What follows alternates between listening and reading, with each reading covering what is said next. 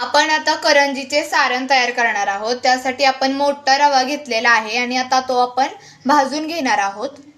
करंजीसाठी आपण 1 किलो रवा घेतलेला आहे। ही आहे खसखस आणि ही आपण भाजून वाटून घेतलेली आहे। 1 किलो रव्यासाठी आपण 1 मापटी साखर घेतलेली आहे आणि आता आपण ती बारीक करून घेणार आहोत। आता आपली पिठी साखर तयार आहे।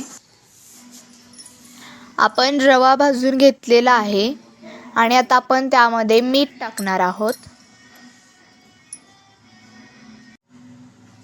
त्यानंतर वेलची पावडर आपण जी केली होती ती टाकणार आहोत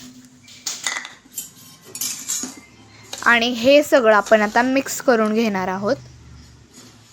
यानंतर आपण आता यामध्ये थोडंसं पाणी टाकणार आहोत, ज्यामुळे रवा कचकच लागणार नाही। यानंतर आता आपल्याला यामध्ये खोबरं खिसून घालायचं आहे। आता आपलं खोबरं टाकून झालेलं आहे। आपण याला मिक्स करणार आहोत। आता आपलं करंजीचं सारण तयार आहे। यानंतर आपण बारीक रवा घेतलेला आहे 1 किलो आणि त्यामध्ये 1 वाटी मैदा घेतलेला आहे आणि इथे आपण मीठ टाकलेलं आहे। आता आपण यामध्ये गरम तेलाचे मोहन टाकणार आहोत आणि हे आता आपण छान मिक्स करून घेणार आहोत। हाताने एकदा छान मिक्स करून घ्यायचं आहे। आता यामध्ये थोडं थोडं पाणी टाकून आपण हे पीठ मळून घेणार आहोत। आपलं पीठ मळून तयार आहे। आता आपण मोठी पाती लाटून घेणार आहोत। आता आपण याचा रोल करून घेणार आहोत। हे आता आपण कापून घेणार आहोत। हे गोळे आता आपले तयार आहेत आणि हे आता आपण लाटून घ्यायचं आहे। यामध्ये आपण आता सारण भरायचं आहे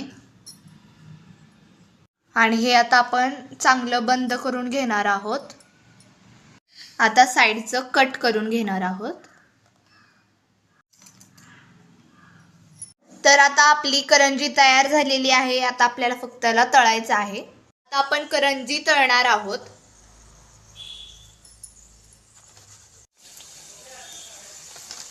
तर ह्या आपल्या करंज्या आता तळून तयार आहेत आणि खाण्यास देखील तयार आहेत। तर तुम्ही पण सांगा की कशा झाल्या आहेत।